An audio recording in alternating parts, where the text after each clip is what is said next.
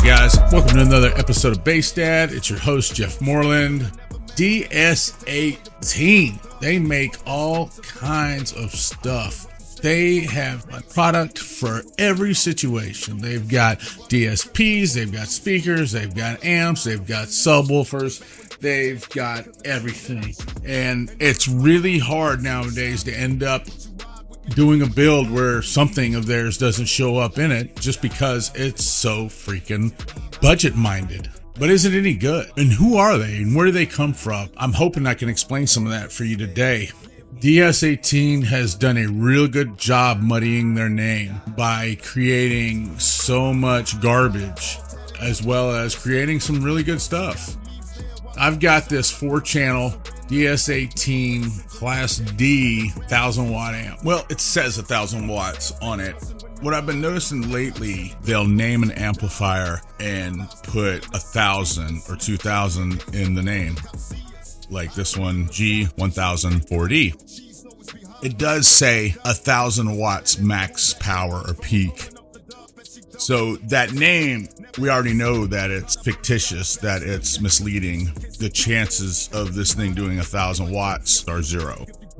Even they're calling it the max or peak power. Really, what it says is that it will do 2 times 300 bridged. So that's 2 channels doing 300 watts each is a 600 watt total. So 600 watts is the most that we can expect from this amp. It does come with a manual and it's kind of in depth, so I'll give them credit for that. It also comes with some little screws here and the high level inputs that you see. A couple of fuses, but I can't find any place to put the fuses, so I'm guessing it's on the board. And I'm gonna have to give them a couple points off because they've got one of those do not tamper with stickers on the bottom plate. So if you take the bottom plate off, you're not gonna get your warranty, yet you can't replace the fuses without taking the bottom plate off. The amp is small, the footprint's small on it. Got the 4 RCAs to make all 4 channels work. There's no way to just run 2. I like the ones where you can have a switch or whatever that just, where you can just do 2 RCAs. For a budget amp, it's actually pretty nice. I don't like the plastic potentiometers for the crossovers, but honestly, those are things you should set once, so you probably won't be turning them over and over and over again. Cool thing is you can set the front channels for highs and you can set the rear channels for bass.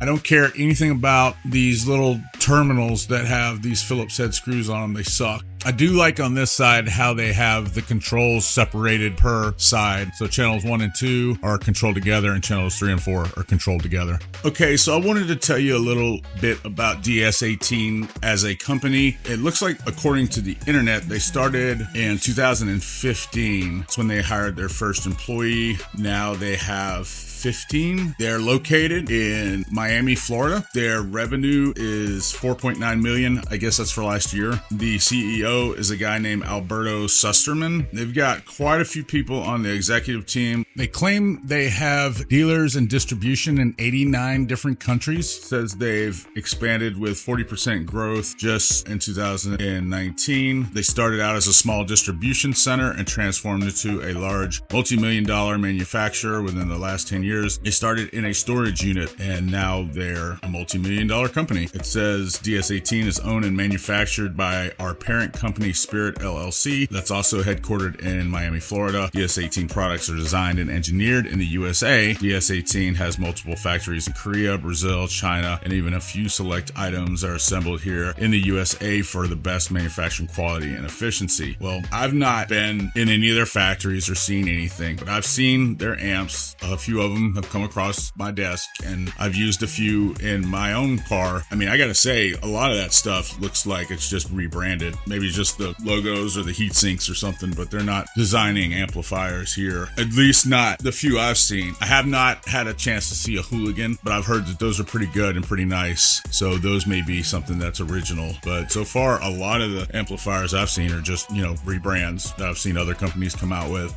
Now that we know a little bit about DS18, let's check this little amp out and see if it's the exception to the rule or if it's just more of the same from DS18. This amp has a small footprint. Width-wise, we got 4.5 inches. Length-wise, we got 7 inches. And height, it is only 2 inches. So very small footprint. Sorry guys, I had my second camera set up on the voltage and I just didn't get the footage. But all tests were done right at 15 volts, just a little bit under. I try to keep it at 14.4, but it's impossible. So on the first test at 4 ohms, we got 40 watts, which it is rated at 90 watts. So didn't quite make it there.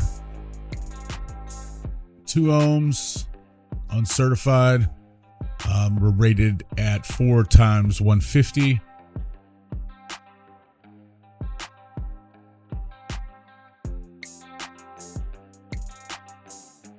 Dynamic didn't really score us anymore, unfortunately.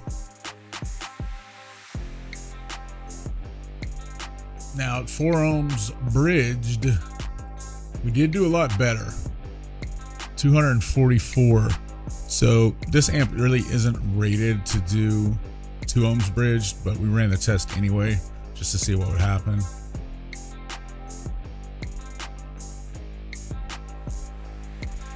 Now we did get like just a few more watts. You saw there we got 266 at 4 ohms. At 2 ohms we got 275, so it got another 15. It ain't worth doing in my eyes.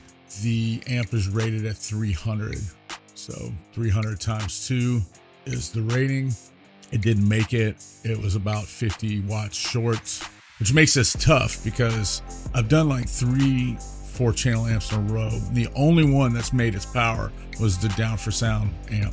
Everyone after that has failed. This one I had hoped would at least make its power.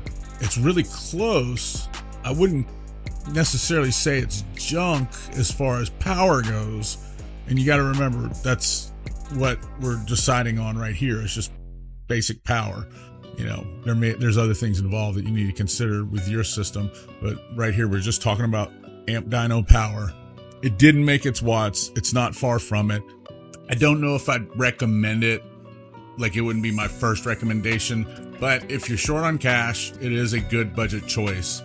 I wouldn't count it out just over those 50 watts. I doubt you'd ever hear them anyway. The flip side of that is I wish DS18 wouldn't overrate their amp. Why didn't they just make it a 250 by 2 amp?